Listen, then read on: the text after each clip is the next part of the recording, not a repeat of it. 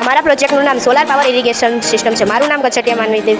મારું નામ નકુમ આનંદીબેન દિલભાઈ છે. અમે શ્રી જુવાનપુર કન્યા શાળામાંથી આવ્યા છીએ, તાલુકો કલ્યાણપુર. અમારા પ્રોજેક્ટમાં સોલાર પાવર ઇરિગેશન સિસ્ટમ એ ખેતીમાં સિંચાઈ માટે ઉપયોગ કરતી એક સિસ્ટમ છે.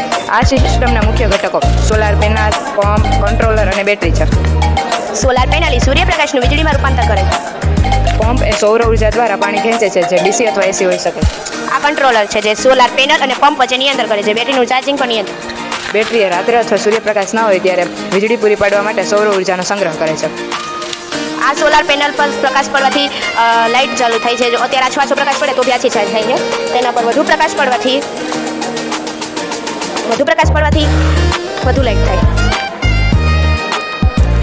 આ સોલાર પેનલ દ્વારા સૂર્યપ્રકાશ તેના પર પડી તેનાથી આ બે બેટરીમાં તેનો સંગ્રહ થઈ ગયો. તે સંગ્રહ થઈ ગયેલ બેટરી આપણે રાત્રે ખેતરમાં સિંચાઈ કરવી હોય તો તેના સંગ્રહ કરેલ બેટરીમાંથી આપણે ખેતરમાં સિંચાઈ કરી શકીએ છીએ.